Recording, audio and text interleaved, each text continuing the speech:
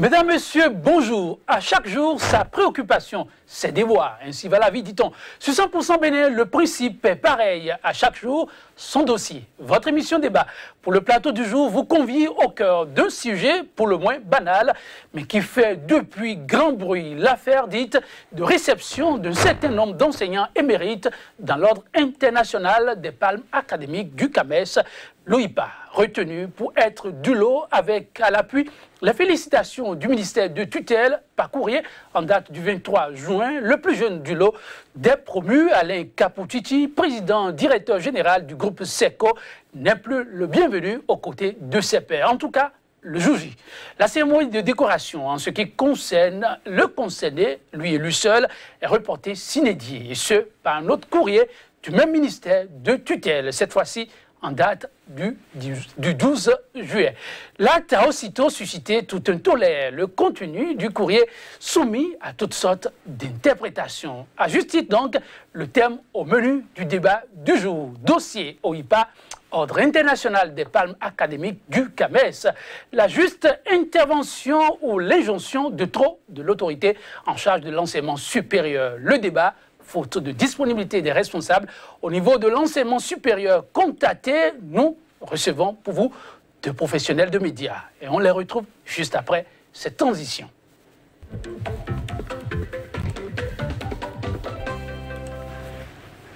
Promu dans l'ordre international des palmes académiques du CAMES, l'OIPA, au même titre que 11 enseignants pour les bons et loyaux services rendus à la communauté universitaire, Alain Kapouchichi, puisque c'est de lui qu'il est question, le président directeur général du groupe SECO n'est plus retenu pour prendre part à la cérémonie de décoration à la date indiquée. Une décision du ministère de tutelle diversement appréciée. Mais loin de la polémique ambiante, quelle lecture devrait-on plutôt faire de la situation? Deux hommes des médias au registre des organes les plus crédibles et les mieux suivis au Bénin pour apporter leur analyse. À ma droite, donc Lam Abalo, journaliste, il est le directeur de la radio Soleil FM au Bénin. Donc Lam Abalo, bonjour et bienvenue. Bonjour Joël, bonjour à tous les téléspectateurs de Sika TV. C'est un énorme plaisir pour moi de me retrouver encore une fois sur ce plateau. Ça fait longtemps et ça fait plaisir de revenir. Ça fait vraiment longtemps. Et comme vous le savez, ce plateau est le vôtre. Absolument, je me sens comme chez moi. Merci beaucoup. En face de lui, Jacques Boko, journaliste. Il est le rédacteur en chef du quotidien béninois d'information Matin Libre. Jacques Boko, bonjour. Bonjour Joël. Merci pour la disponibilité. C'est moi. Comment ça se passe? Il paraît que Matin Libre, c'est le journal qui de plus en plus inspire les autres journaux de la place, articles et d'autres indications à l'appui que je ne vais pas révéler par ici. Bon ben, comme le dit si bien un des ministres au gouvernement, tant mieux si Matin Libre fait le buzz. Nous, on n'a pas à nous préoccuper de ce qui se passe sur les réseaux sociaux. On n'a pas à répondre non plus. Ben, on passe notre chemin et que vive Matin Libre.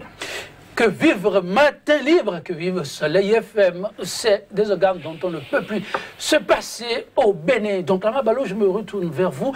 Oui, juste le report d'une cérémonie de décoration. De l'autre côté, ça fait sourire. On ne comprend vraiment pas ce qui se passe au Bénin. Pourquoi ce sujet suscite-t-il tant de polémiques? Bien, merci beaucoup. Il n'y a pas que ce sujet qui suscite beaucoup de polémiques dans le pays. Il y a beaucoup d'autres sujets également qui sont intéressants. Je vais d'abord commencer par déplorer le fait qu'aucune autorité du ministère de l'Enseignement supérieur et de la Recherche scientifique n'ait daigné répondre à votre invitation. Parce que je pense que quand on a ce genre de polémique, la version officielle reste une version très importante. Ça évite d'aller dans tous les sens, ça évite d'aller dans toutes les supputations, mais nous ferons le travail à leur place en tant que journalistes. C'est pour ça que vous nous avez invités. Tout à fait, merci. Voilà. Alors, ça suscite beaucoup de supputations. Simplement pourquoi? Simplement parce que le contexte s'y prête. Quand je parle de contexte, vous n'oubliez pas que l'organisation des examens nationaux de licence et de master a créé une certaine division au sein des enseignants du supérieur, notamment au sein des promoteurs d'écoles supérieures d'enseignement public ou privé, non privé plutôt, et le ministère de l'Enseignement supérieur. Donc, dans cette polémique-là, il y a un acteur qui est M. Alain Kapouchichi, qui est un acteur principal, donc un acteur qui s'est s'est exprimé dans cette crise et puis qui a pris parti contre le ministère. Et donc, quand on a un contexte pareil et qu'on se rend compte que l'intéressé a été présenté comme devant recevoir une décoration du CAMES, et que le ministère de l'Enseignement supérieur, qui avant avait déjà envoyé un courrier pour reconnaître pratiquement ou de façon tacite la distinction de M. Kapotiti, que le ministère en revienne aujourd'hui à écrire à l'individu seul, à l'intéressé seul, pour reporter sa distinction. Et donc on se dit que c'est peut-être parce qu'il y a ce contexte de tension entre le ministère et les promoteurs d'école qu'on a voulu marquer un point contre M. Alain Kapotiti. Donc dans un contexte pareil, c'est normal que la décision du ministère de l'Enseignement supérieur suscite beaucoup de réactions. Mais est-ce que c'est à tort ou à raison? Peut-être que dans la suite du débat, on pourra avancer des arguments. On va pouvoir apprécier. Jacques Bokor, votre organe a consacré aussi un article au sujet. Tout à fait. Je pense que donc là m'a bien planté le décor. Écoutez, il a parlé du contexte, mais moi j'ajouterais ce qui crée la polémique, c'est parce que au nombre de ceux qui doivent être décorés, c'est seulement le docteur Alain Kapotiti qui a reçu une correspondance du ministère lui demandant, disons, d'attendre ou de patienter qu'on sera obligé de revoir l'organisation ou la décoration. Alors, pourquoi un parmi 12? C'est là la grande question. Et c'est pour répondre à cette question, il faut trouver sa réponse dans ce que Donclam vient de développer. Le contexte s'y prête. Parce que courant mai-juin, Alain Kapotiti a fait des émissions au cours desquelles il a carrément pris position. Il a dit d'abord que le système LMD, suivant les tests du CAMES, n'autorise pas l'organisation d'examen national comme veut bien le faire croire le ministère. D'abord, quand il a fini, vous avez vu toute la communication qui a suivi ces sorties médiatiques. On a d'abord dit qu'il n'est pas expert du CAMES. Donc, Joël souffrait que le ministère ne veuille pas que cette cérémonie ait lieu parce que on avait déjà entretenu la polémique comme quoi Alain Kapotiti n'est pas un expert du CAMES. Donc, si on en arrive à le décorer, c'est qu'on risque de découvrir, disons, le poteau rose. Voilà, donc moi, je lis la deuxième lettre à cet état de choses. La deuxième lettre à cet état de choses, et si vous permettez, peut-être on va apprécier un peu le contenu de cette lettre. Est-ce un contenu qui prête effectivement à confusion? En tout cas, à travers cette lettre, on précise entre les lignes un courrier signé plutôt du décès, que face à la confusion actuellement observée, qu'il est plutôt séant de procéder à un report de la cérémonie concernée. Donc là, Abalo, confusion actuelle, est-ce ce à quoi vous faites allusion ou il y aurait d'autres faits? Bien, c'est ce à quoi je faisais allusion. Vous savez, la lettre du ministère de l'Enseignement supérieur et de la Recherche scientifique n'est pas claire. C'est pour ça que l'interprétation est permise. Et l'interprétation peut nous amener à aller dans tous les sens. Dans la préparation de cette émission, moi j'ai quand même poussé un peu ma curiosité. J'ai cherché à comprendre ce qui n'allait pas. Pourquoi est-ce que le ministère de l'Enseignement supérieur peut avoir pareille attitude? Et j'ai eu quelques réponses. J'ai eu quelques réponses que je voudrais partager avec vous. Merci de les partager avec vous. D'abord, au niveau du ministère de l'Enseignement supérieur et de la Recherche scientifique, le grade de maître assistant de M. Alain Kapotiti serait contesté. Contesté pourquoi? Je dis serait, parce que ça c'est la collecte d'infos, ça et là, serait contesté simplement parce que il paraîtrait que l'université d'Abomey-Calavi, qui a présenté le dossier de M. Alain Kapotiti au CAMES, eh bien, que ce serait le recteur, lui, seul, qui aurait présenté son dossier, par exemple, et que M. Kapotiti, à l'heure actuelle, n'a même pas une seule heure de cours à l'université d'Abomey-Calavi. Donc, il ne donne pas cours dans cette université. Alors, comment est-ce qu'un enseignant qui ne donne pas cours dans une université peut voir son dossier présenté par cette université au niveau du CAMES? C'est le premier reproche que le ministère de l'Enseignement supérieur fait n'est-ce pas, à ce dossier-là. Deuxième reproche, c'est quoi? C'est que vous vous rendez compte que M. Alain Kapotiti est maître assistant du CAMES. Et donc, maître assistant du CAMES, après, il faut passer, je crois, maître conférence, et puis après, professeur titulaire, hein, voyez-vous. Mais quand vous regardez les propositions de décoration, vous vous rendez compte qu'il y a des ordres. Le premier ordre, c'est chevalier, le second, c'est, je crois, officier, et le dernier, commandeur. Mais vous verrez que dans l'ordre des chevaliers, nous avons des professeurs titulaires. Donc, des professeurs qui ont atteint le dernier grade et qui sont reconnus chevaliers. Mais dans l'ordre des officiers, nous avons un maître assistant, qui est M. Alain Kapotiti, qui n'a pas le grade de maître conférence et qui n'a pas le grade non plus de professeur titulaire. Donc, comment est-ce que, dans les palmes du CAMES, il peut se retrouver dans un ordre supérieur à un ordre des professeurs titulaires? Et donc, le ministère pense que ce n'est pas normal. Et je crois qu'il y a même eu une réunion de crise au niveau du ministère de l'Enseignement supérieur et de la Recherche scientifique sur cette question notamment. Et donc, quand j'ai eu cette version, je me suis dit qu'il y a des non-dits que les autorités du ministère de l'Enseignement supérieur ne nous présentent pas pour expliquer la situation. Et quand je vais plus loin, je me dis que c'est peut-être cette confusion, de cette confusion-là, que le ministère voudrait parler en reportant, n'est-ce pas, la décoration. Ce n'est pas un refus de décoration, mais c'est un report, le temps de clarifier la situation. Alors c'est pour ça que j'ai déploré le fait qu'aucune autorité de ce ministère ne soit là pour expliquer clairement, de quoi cela retournerait. Et donc, si nous avons de ces rumeurs ou de ces supputations qui existent, ça pose problème. Donc voilà. Jacques Boko, mais la démonstration faite par donc là, Mabolo, je le disais à l'entame, nous avons là des responsables d'organes dont on ne peut pas se passer en cas d'informations fiables au Bénin. Donc, quand on prend quand même les données présentées par Tonclam, on ne peut pas comprendre que l'autorité officiellement ait gardé le silence jusque-là. Absolument. Parce que la première lettre date du 23 juin. Tout à fait. Et la seconde... Du 12 juillet. 3 semaines. 3 semaines. Mieux, ce n'est pas le gouvernement qui a proposé ceux qui doivent être décorés. C'est le conseil de l'ordre du CAMES, validé par le conseil des ministres de l'enseignement supérieur à Yaoundé en mai 2017. Ah oui.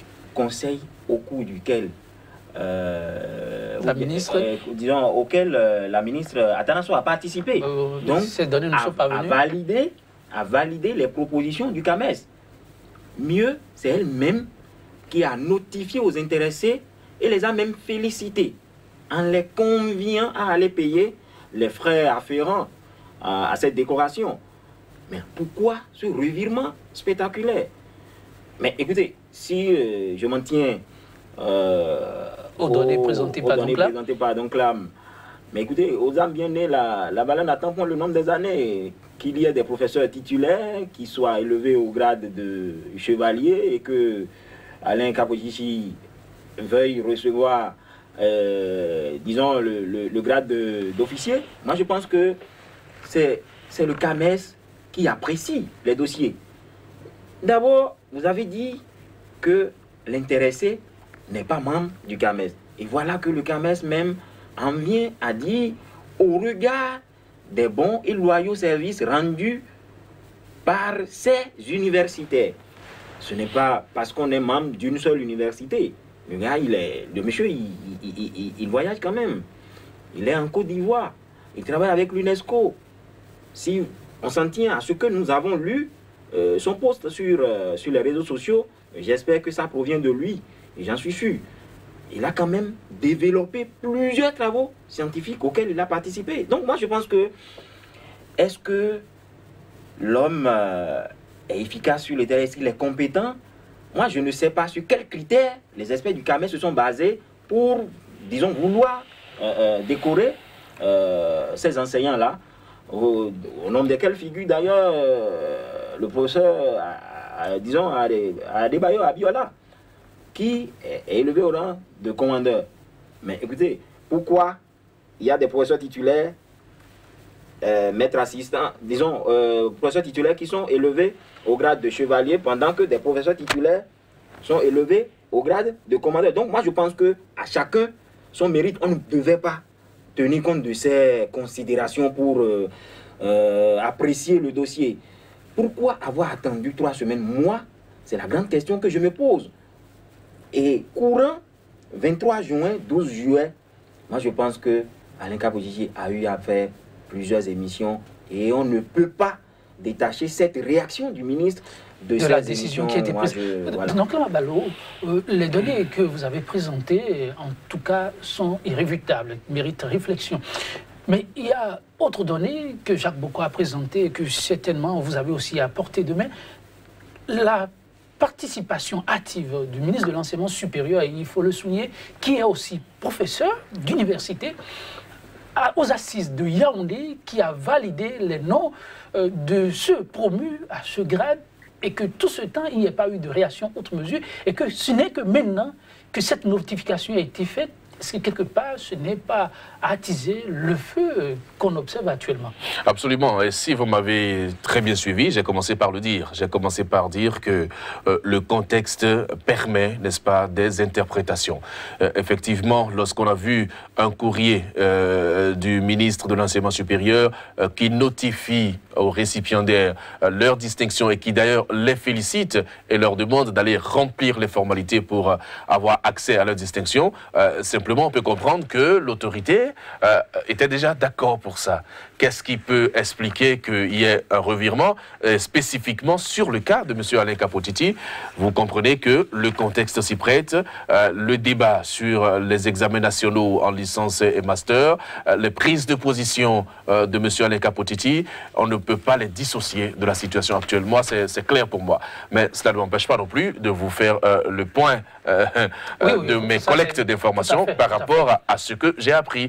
Est-ce que c'est vrai? Est-ce que c'est faux? Il est important que les acteurs concernés par ce dossier-là puissent prendre la parole. Ce n'est pas à nous, journalistes, n'est-ce pas, de trancher ce type de questions. Ce n'est pas à nous, non plus, journalistes, d'apporter certaines informations en profondeur dans le dossier. Les autorités concernées devraient pouvoir, n'est-ce pas, s'exprimer. Vous avez parlé des professeurs titulaires qui sont passés commandeurs. On vous répondra que c'est une gradation. Monsieur, oui, en fait, il y a le professeur Moussouga et le professeur Abiola. Ils avaient été, déjà avant d'être commandeurs, ils avaient été officiers et tout le reste. Donc, il y a une hiérarchie. Et vous savez très bien que le monde universitaire est une république à part. C'est une hiérarchisation, voyez-vous. Et donc, si M. Alain Kapotiti n'a pas été chevalier avant de passer officier, peut-être que ça peut poser problème. Moi, je n'en sais rien. Et puis, quels sont les bons et loyaux services qu'il a rendu au CAMES au point d'avoir directement cette distinction, bien qu'étant maître assistant et non maître de conférence ni professeur titulaire. Donc on a besoin d'explications par rapport à ce sujet-là. Mais comme sur certains sujets, donc là, les autorités parfois attendent que les hommes de médias, comme ils savent le faire, apportent la plume là où ça fait mal. Mais c'est une mauvaise chose. Et ça, on n'aura jamais de cesse de le répéter. Depuis le début, on a dit que la communication du gouvernement pose un problème. Lorsqu'il n'y a pas... modifié. Non, mais malgré ça, lorsqu'il n'y a pas une version officielle des choses, mais écoutez, les réseaux sociaux prennent le relais. Et si malheureusement, on se rend compte que des informations publiées, divulguées par les réseaux sociaux finissent par être confirmées, donc, systématiquement, le public se fie aux informations diffusées par les réseaux sociaux. Je ne peux pas comprendre que sur un sujet comme celui-là, qui crée de la polémique, n'est-ce pas, et qu'on ne veuille pas parler, ou bien qu'on veuille faire de la réaction, c'est-à-dire d'attendre simplement qu'on dise une chose pour qu'on réagisse après. Ce n'est pas opérant. Comme politique, on devrait pouvoir revoir tout ça. Ceci dit, il s'agit d'un Béninois, encore une fois. Il s'agit de M. Alain Kapotiti, qui va être reçu dans un ordre à l'international au niveau du CAMES. Ça devrait être normalement une fierté pour le Bénin. Ça devrait être normalement une fierté. Voilà que ça fait preuve de polémique et de discussion inutile. Ça vous désole. Absolument, c'est désolant. Devrait-on en être désolé? Absolument, et c'est pourquoi nous en parlons. D'ailleurs, moi, je pense que la polémique ne devrait pas avoir lieu. Le gouvernement avait simplement à donner son avis ou à transmettre ou à notifier aux intéressés que le CAMES veut les décorer. Moi, je ne sais pas si le CAMES a demandé au gouvernement d'apprécier les individus qui ont été sélectionnés, ou d'apprécier les dossiers. D'après les informations existantes, non. Non. D'après les informations existantes, non. Puisqu'il y a eu réunion au plan africain Et des ministres en charge de l'enseignement supérieur y ont pris part et ont validé la liste. Mais n'oubliez pas que le CABES n'est pas au-dessus des États. Absolument, je suis d'accord. Je suis d'accord. Mais le gouvernement a déjà transmis ou a déjà informé les intéressés et les a félicités. Et 3 semaines après, on rebondit. Et on dit, compte tenu du contexte, c'est-à-dire de l'absence, disons, de dialogue. C'est la raison principale évoquée. Absence de dialogue. Est-ce entre le professeur ou le docteur Alain Kapoutchichi et le ministère ou la ministre particulièrement, ou bien c'est la crise au niveau de l'enseignement supérieur due à l'organisation de l'examen au plan national? Mais si c'était le cas, qu'est-ce que le professeur ou le docteur Alain Kapoutchichi a à voir avec une décoration et crise au niveau de l'enseignement supérieur? Moi, je ne vois pas le rapport. Il y a le professeur... Mieux, oui. si on s'en tient à ce qui circule sur les réseaux sociaux et qui proviendrait du docteur Alain Kapoutchichi, il a bel et bien dit que suite à ces émissions, il a reçu des menaces directement de la ministre en charge de l'enseignement supérieur et après, on lui a envoyé des personnes, de tierces personnes.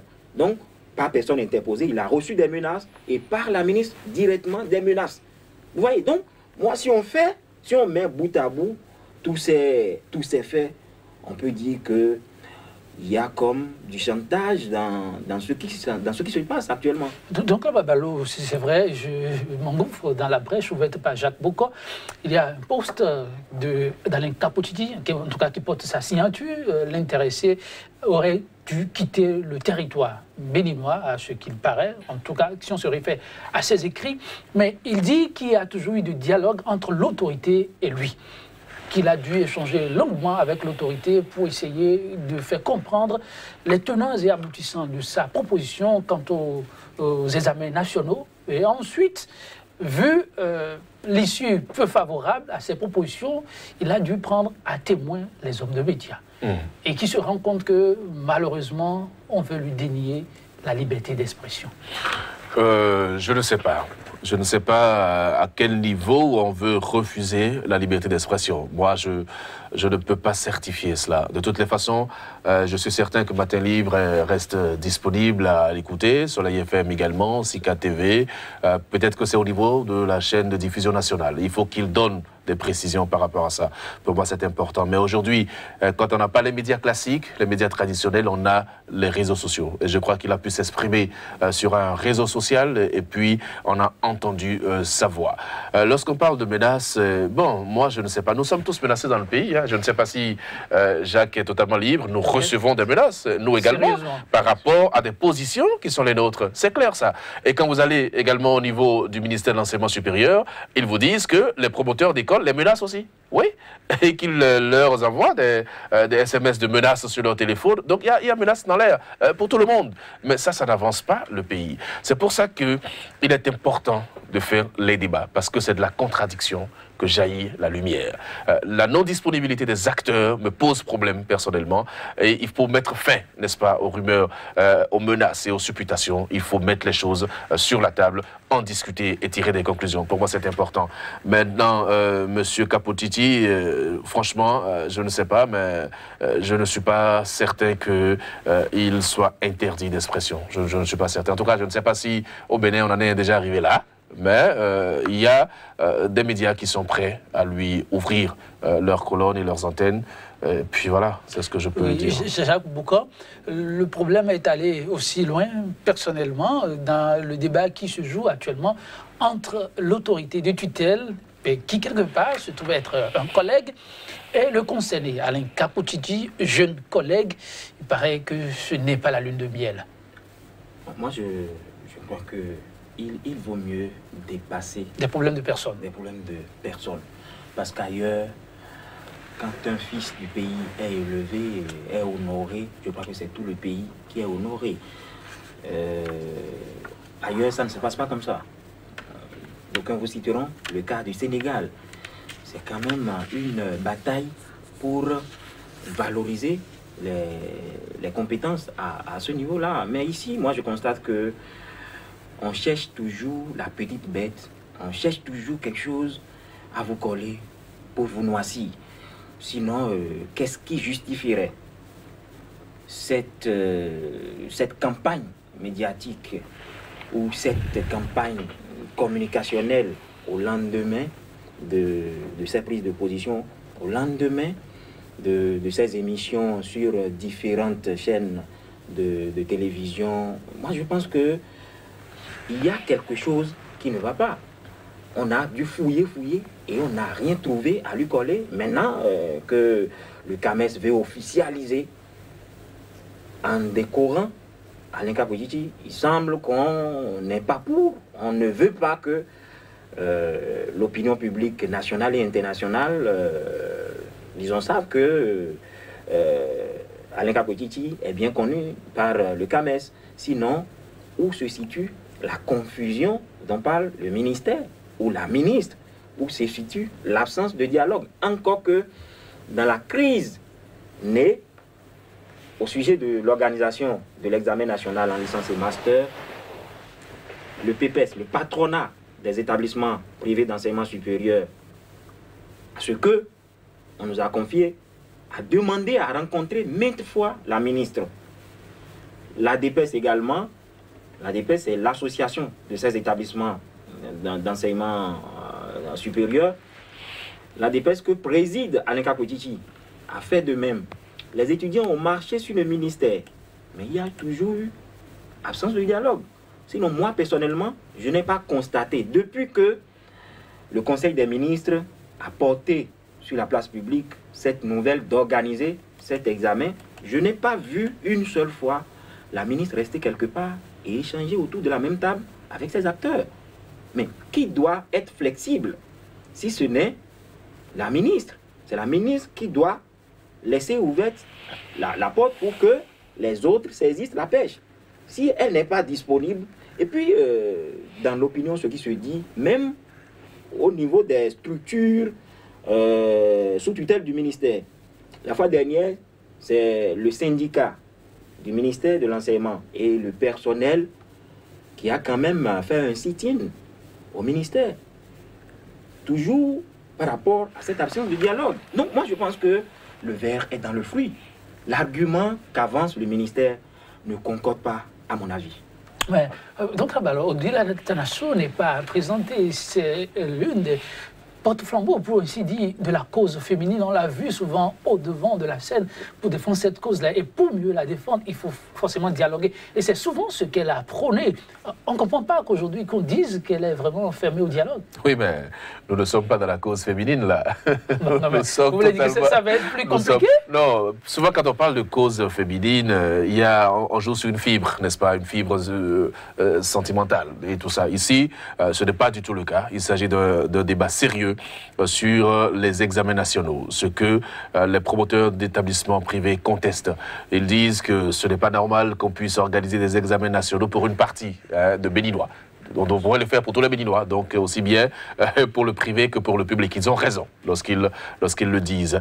L'autre chose qui est un peu compliquée, de mon point de vue, je ne sais pas si la ministre de l'Enseignement supérieur a une marge de manœuvre, parce que c'est une décision du Conseil des ministres, donc de l'ensemble du gouvernement. Et le Conseil des ministres, pour moi, reste une institution. Vous savez très bien que quelqu'un vient d'être relevé de ses fonctions pour légèreté dans l'exécution d'une décision du Conseil des ministres.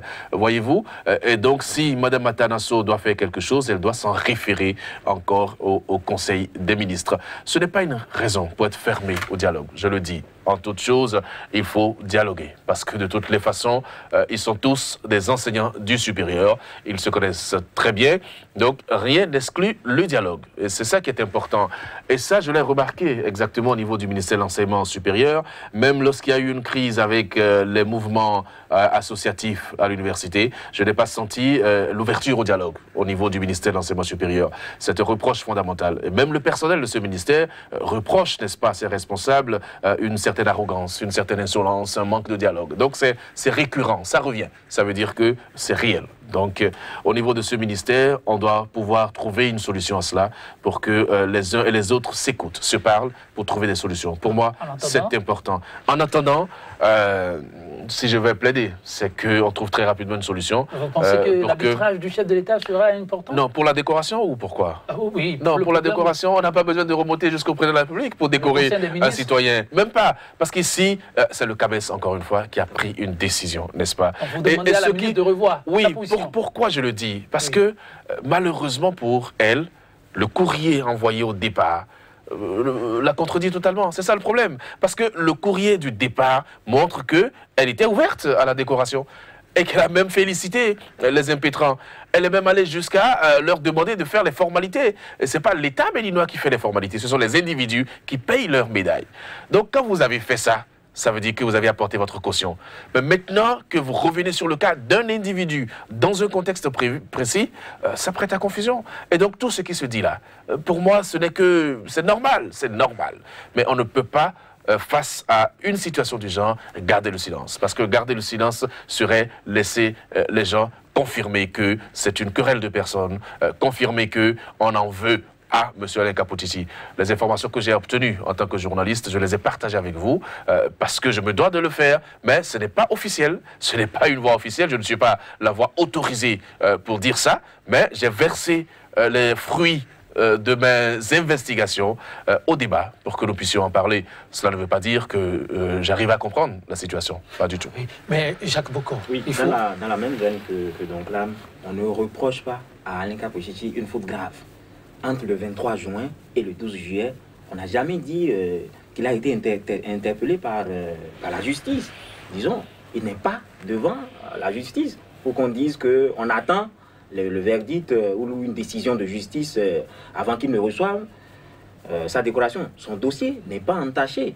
On dit pour ne pas en ajouter à la situation confuse due à l'absence de dialogue. Ça, c'est minime. Donc, cela ne devrait pas empêcher ce monsieur de recevoir sa décoration qui est liée juste à une simple formalité à remplir, c'est-à-dire aller payer les frais de médaille, simplement. Le gouvernement avait juste à leur transmettre, à leur notifier qu'ils seront décorés. Donc moi je ne sais pas pourquoi spécialement on fait un focus sur lui. Non, moi j'ai l'impression que le gouvernement de la rupture prend du vieux pour faire du neuf, comme le disent certains. Ça veut dire quoi? Nous retombons dans les mêmes choses que nous avons déplorées par le passé. Déjà? Oui, bien sûr. Bien sûr. Quel est le lien là? Non, mais c'est une façon de faire du chantage à une personne. De quel point de vue? À cause de ses prises de position. Moi, je serai direct, je serai, disons, affirmatif. Je ne vais pas tourner autour du pot. Moi, j'ai l'impression que c'est quelque chose du genre qui se fait. C'est du chantage. Donc, accepte les examens nationaux et puis tu as ta décoration. Absolument, absolument. Accepte les examens nationaux et puis tu as ta décoration. Non. Moi, contrairement à... Donc là, moi, je pense que si le chef de l'État doit taper du poing sur la table, il n'a qu'à le faire. Parce que lui-même, étant une ancienne victime de l'injustice, et c'est pour cela qu'il s'est retrouvé là où il est aujourd'hui. Donc, normalement, il ne devrait pas tolérer ces genres d'agissement. Non, à mon humble avis, le chef de l'État doit s'impliquer dans cette décoration afin que ce citoyen, ce digne fils du Bénin, ait sa décoration. Écoutez, c'est à la suite d'une rencontre internationale qui se déroule à Cotonou, c'est-à-dire demain. Demain, Alain Kapotisi doit pouvoir avoir sa décoration. Et si dans le lot de la douzaine appelés à recevoir cette décoration, il n'y est pas, il n'y figure pas. Moi, je pense que pour ce pays, ce n'est pas bien pour notre image que des querelles de personnes en arrivent à remonter au plan international, ce n'est pas bien. Dans le débat autour de cette décoration de Kamabalo, Jacques Bokor, il se trouve que les hommes de médias ont aussi été interpellés. Je cite là au passage Auguste Adunvo, il serait membre de la société civile. Il dit ceci: j'ai l'impression que les hommes de médias se plaisent de plus en plus à entretenir la confusion au lieu d'aider à faire avancer davantage le pays en donnant les informations vraies et fiables. Et de plus en plus, nous lisons des choses qui nous mettent plutôt mal à l'aise à ne plus savoir où donner de la tête. Dans ce dossier, les hommes de médias nous ont rapporté qu'Alain Kapoudjidi n'est pas expert du CAMES, n'eût été le courrier de l'autorité après, on ne comprendrait jamais ce qui se passe. On était prêts nous-mêmes à le lyncher. Donc, Amabalo, je m'arrête là pour la citation de cette autorité, pour ainsi dire, de la société civile. Pensez-vous que dans un débat comme celui-là, les hommes de médias sont vraiment interpellés dans les relais qui se font? Non, vous voulez m'exposer? Je ne vous expose oui, pas. Vous voulez m'exposer? Pour le débat, nous ne pouvons pas, donc là, Mabalo, vous le savez, donner la parole à tous ceux-là qui voudraient intervenir. Ce n'est pas une émission interactive, c'est un débat. Mais pour les postes qui nous parviennent, nous avons l'obligation, pour le respect à ces téléspectateurs, de relayer quelques pans de leurs interventions. Qu'en dites-vous simplement? Oui, je disais que vous voulez m'exposer, je persiste. Ne comptez pas sur moi pour être taxé d'atteinte à la confraternité. Ne comptez surtout pas sur moi pour ça. Non, votre réponse à ces téléspectateurs doit être à l'écoute. Oui, je laisse le téléspectateur apprécier avec les éléments d'appréciation qu'il a. Ce que je veux dire simplement, c'est quoi? C'est que malheureusement, le cadre légal d'existence des médias aujourd'hui fait que on peut assister à ce genre de choses. Il faut faire la différence entre l'information et la communication. Aujourd'hui, malheureusement, le Bénin est dans le domaine de l'information. Le Bénin souffre énormément parce que les médias étant des entreprises de presse, eh bien, ces médias ne prennent pas le temps de dire la vérité des choses. Ces médias font de la communication, font de la propagande. Et quand on parle de propagande et de communication, on parle d'espèces sonnantes et trébuchantes. Puisque ces entreprises de presse doivent vivre, elles doivent vivre. Donc, à partir du moment où on a le cadre légal qui favorise ce genre de choses, ne comptez pas sur moi pour faire des commentaires. Changeons les lois, changeons les dispositions, accompagnons les médias, mettons en œuvre non pas une assistance aux médias, mais un accompagnement des médias pour libérer la presse. On en a besoin dans le pays, sinon tous les gens sont libres d'écrire ce qu'ils veulent. Oui, mais bien sûr, puisque ce sont des entreprises qui doivent vivre. C'est ça le problème. Maintenant, aux lecteurs, aux auditeurs, aux téléspectateurs, de savoir faire la part des choses. On vous sert une information, prenez là-dedans ce qui vous semble vrai et balayez du revers de la main ce sur quoi vous n'avez pas de certitude. Moi, je ne parle que de ceux dont je suis certain. Jacques Bokoro, oui, une pierre dans le jardin des hommes de médias. Je rassure donc clame que ces lecteurs, ces auditeurs, ces téléspectateurs dont ils parlent savent faire la part des choses. En témoigne la réaction que nous avons vue, que vous nous avez présentée tout à l'heure. Moi, ça me fait un tic dans la tête et j'ai bien envie de dire que j'ai honte parfois. Honte parfois d'être béninois ou homme de médias. D'être homme de médias parce que quand je suis de ma maison chaque matin sur des radios, dont l'émission phare de Soleil FM les matins, les titres en débat, quand on tend le micro à des auditeurs, à des lecteurs, pardon, et qui disent que ce n'est pas ce que nous avons suivi hier, que tel journal a rapporté, mais je saute, je sursaute carrément. Ça veut dire que nous sommes suivis et ça devait nous interpeller, ce qui se passe. Joël, vous avez vu toute la polémique qu'il y a eu quand on a rendu une décision ou l'arrêt concernant l'affaire cocaïne. Oui. La justice qui était très appréciée hier dans l'affaire PPEA 2, cette même justice a été traitée de tous les noms, vitriolée, vilipendée. Et ça par les hommes de médias. Et ça par les hommes de médias, en gros titre. Ça devait nous interpeller. Honnêtement, c'est pour cela que je vous disais tantôt que nous sommes en train de prendre du vieux pour faire du neuf. Et ça continue sur ce point. Et vous avez vu, il n'y a pas encore 5 minutes, vous venez de me donner raison. Moi, je pense que ce qui se passe est suffisamment grave. Sur les réseaux sociaux également, vous l'auriez dû lire un article de Matin Libre sur les microcrédits en deuxième de une hier. Tout à fait. Ça suffit pour qu'il y ait une avalanche de réactions contre ce journal.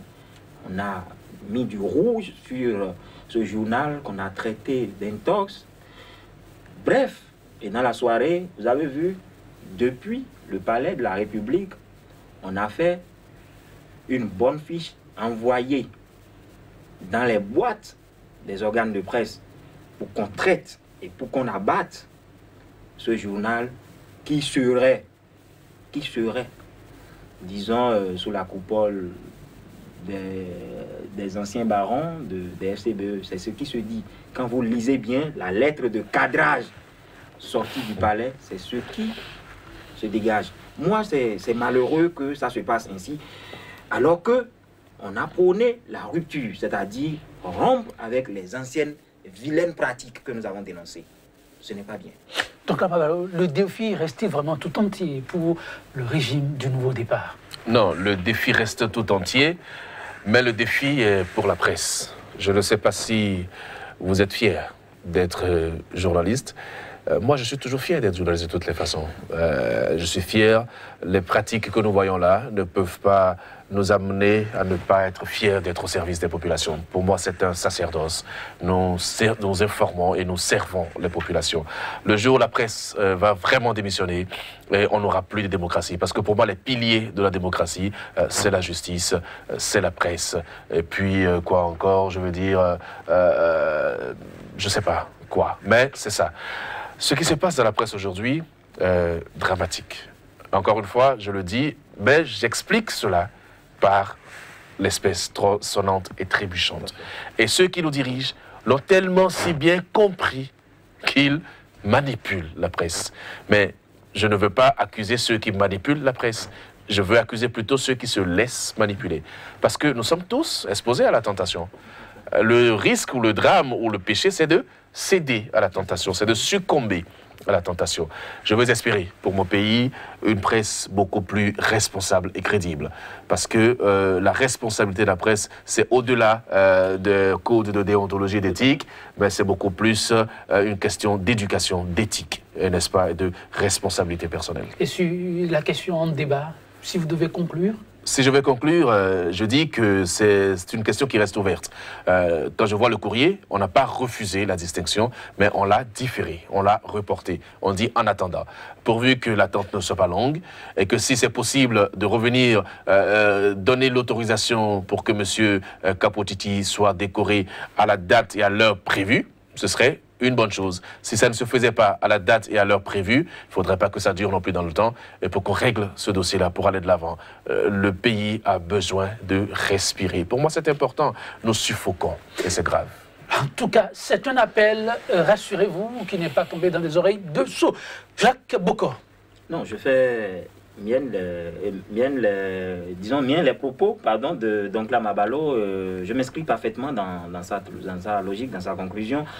Vous savez, nous sommes suivis à l'extérieur et ce qui se passe ne nous honore pas, que ce soit sur de petites considérations, sur des querelles, disons, de personnes, que ces gens de correspondance se retrouvent dans la presse, sur les réseaux sociaux. Et vous savez que la presse, les réseaux sociaux aujourd'hui, c'est déjà à l'international. Mieux, nous avons des représentations diplomatiques dans le pays qui sont informées à la minute près de ces genres d'agissements. Donc moi, je pense que ça ne nous honore pas, comme il a dit. Et tâchons ou œuvrons à corriger le tir. Et l'acteur principal ici, je crois que c'est le chef de l'État. C'est lui qui a nommé Mme Atanasso. Parce que c'est du ministère de l'Enseignement supérieur que nous parlons ici. Donc, c'est elle qui est au cœur de cette polémique. Il va falloir que le chef de l'État prenne ses responsabilités et intervienne tel que je l'ai dit. Il est un prototype de l'injustice et c'est cette raison qui l'a conduit à aller à la marina. Donc, il faut qu'il voit en Alain Kapotiti une victime d'une certaine injustice. Voilà. Merci à vous, Jacques Boko, donc Mabalo. Merci également, mesdames, messieurs. Que vous dire? Un grand merci aussi pour votre présence permanente. 100% Bénin, le numéro du jour. Nous la refermons, mais sur cette citation du grand homme d'État américain qu'on ne présente plus, Abraham Lincoln. Je cite, « Le silence devient un péché lorsqu'on prend la place qui revient à la protestation. Et d'un homme, il fait alors un lâche. Sachons donner de la voix chaque fois que cela s'impose afin de faire vivre la démocratie et la liberté de tous. Mesdames, Messieurs, merci une fois encore pour votre aimable attention. À très vite pour un autre numéro de 100% BD.